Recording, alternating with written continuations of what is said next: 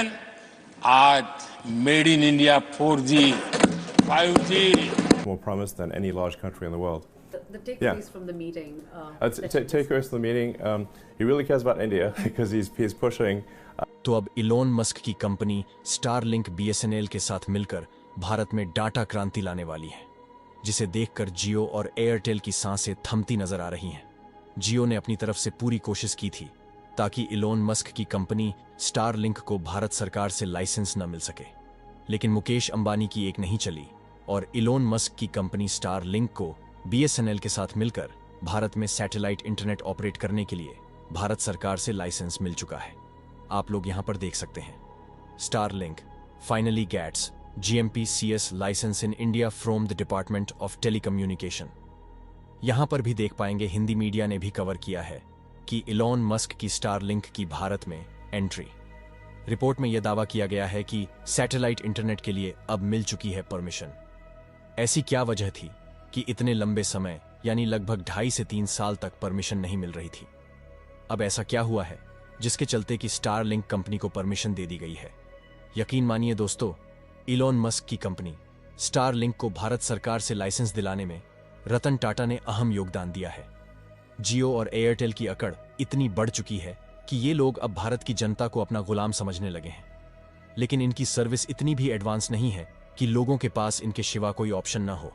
अगर Starlink BSNL और टाटा साथ मिलकर काम करते हैं तो इनकी सर्विस इतनी एडवांस होने वाली है कि इनको भारत के किसी भी क्षेत्र में इंटरनेट पहुंचाने के लिए किसी भी टावर की जरूरत नहीं होगी। ये लोग डायरेक्टली सैटेलाइट के द्वारा इंटरनेट को भारत के हर कोने में अवेलेबल करवा सकेंगे, जो कि जियो और एयरटेल के कंपैरिजन में बिल्कुल सस्ता होगा। मुकेश अंबानी को स्टारलिंक, बीएसएनएल और टाटा की जुगलबंदी का पता लग चुका है और अंबानी भी अब भारत में सैटेलाइट इंटरनेट प्रोवाइड करवाने की बात कर रहे हैं, लेकिन उनके पास स्पेस एक्स जैसी कंपनी नहीं है जो हजारों सैटेलाइट स्पेस में भेज सके। जियो और एयरटेल को अब जल्द ही भारतीय कस्टमर को लूटने का अंजाम भुगतना होगा। पूरी डेवलपमेंट क्या है जानने के लिए बने रहिए हमारे साथ, लेकिन आगे बढ़ने से पहले बीएसएनएल के लिए वीडियो को एक लाइक करके अपने दोस्तों के साथ शेयर करें ताकि यह खबर ज्यादा से ज्यादा लोगों तक पहुंच सके। दोस्तों, दुनिया बदल रही है और अगले महीने से कुछ इस कदर बदल जाएगी कि देखते ही देखते भारत में एक इंटरनेट क्रांति शुरू हो जाएगी। यह क्रांति ऐसी होगी जिसके सामने जियो और एयरटेल के 5G और फाइबर सब बौने पड़ जाएंगे, क्योंकि इंटरनेट अब 300 Mbps की स्पीड से सीधे सैटेलाइट से मिलना शुरू हो जाएगा। इंटरनेट अमेरिकी उद्योगपति इलोन मस्क की कंपनी स्टारलिंक बीएसएनएल से मिलकर इसी अगस्त-सितंबर से पूरे भारत के लिए अपनी सेवाएं शुरू करने जा रही हैं। जियो और एयरटेल के बड़े बड़े दावों के बावजूद ये तस्वीरें बता रही हैं कि देश के दूर दराज इलाकों में इंटरनेट की हालत कितनी खस्ता है। बच्चों को ऑनलाइन पढ़ाई के लिए कनेक्टिविटी की ये दिक्कत सिर्फ इस वजह से है कि जियो और एयरटेल ने अपनी सेवाओं के दाम तो हद से ज्यादा बढ़ा दिए, लेकिन बदलती तकनीक के साथ व्यवस्था नहीं बदली। शाम तक बहुत से काम के बाद जब आम इंसान ऊपर देखता है तो आसमान नजर आता है, लेकिन इलोन मस्क जैसा शख्स जब वही आसमान देखता है, उसके पार उसे पूरा जहान दिखता है।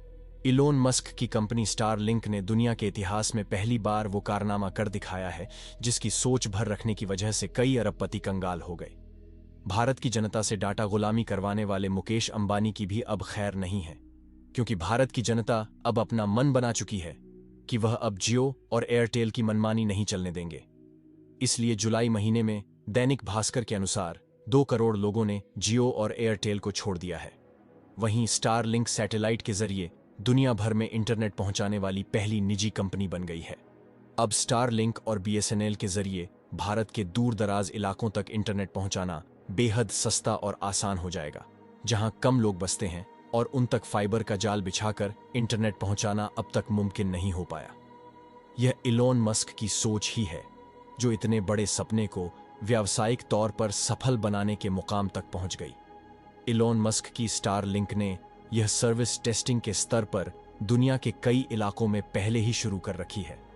फिलहाल ऐसे इलाकों में जहां इंटरनेट की पहुंच फाइबर या 5G के जरिए मुश्किल दिखाई देती है, वहां अगर स्टारलिंक इस कीमत पर मौजूद है तो कीमत ज्यादा नहीं।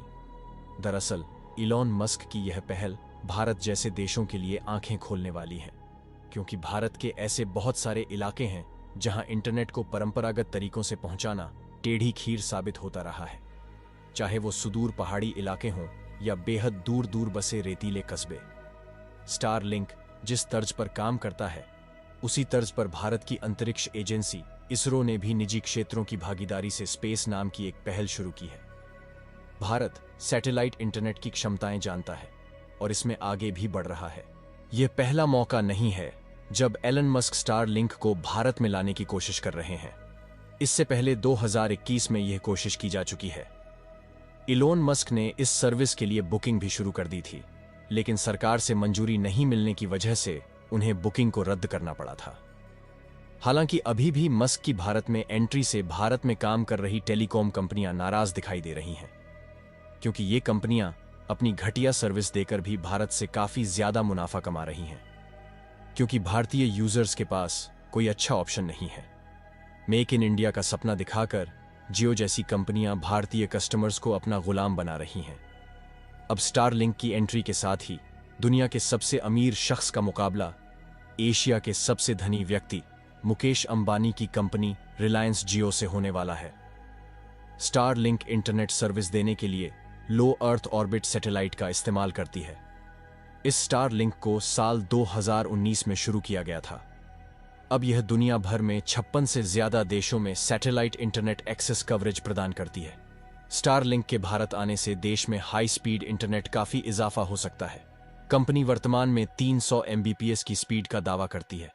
हालांकि सभी जगह इतनी स्पीड नहीं है, लेकिन भारत में स्टारलिंक की एंट्री से देश के इंटरनेट इकोसिस्टम में एक बड़ा बदलाव देखने को मिल सकता है। स्टारलिंक एक सैटेलाइट ब्रॉडबैंड सर्विस प्रोवाइडर है, यानी इस सर्विस को शुरू करने के लिए जमीन पर टावर का जाल नहीं बिछाना पड़ेगा, न ही फाइबर ब्रॉडबैंड सर्विसेज की तरह तार फैलाना होगा। इलॉन मस्क के सैटेलाइट वेंचर स्टारलिंक के लाइसेंस एप्लीकेशन पर प्रोसेस तेजी से आगे बढ़ रहा है और अब सरकार बस इससे जुड़े सुरक्षा पहलुओं की पड़ताल कर रही है। मस्क पूरी तरह से क्लियरेंस मिलने के बाद जियो और एयरटेल की मुसीबतें बढ़ने वाली हैं। रिपोर्ट्स की माने तो भारत में सैटेलाइट इंटरनेट को सबसे सस्ते में लॉन्च किया जा सकता है। ऐसे में जियो और एयरटेल की टेंशन बढ़ सकती है।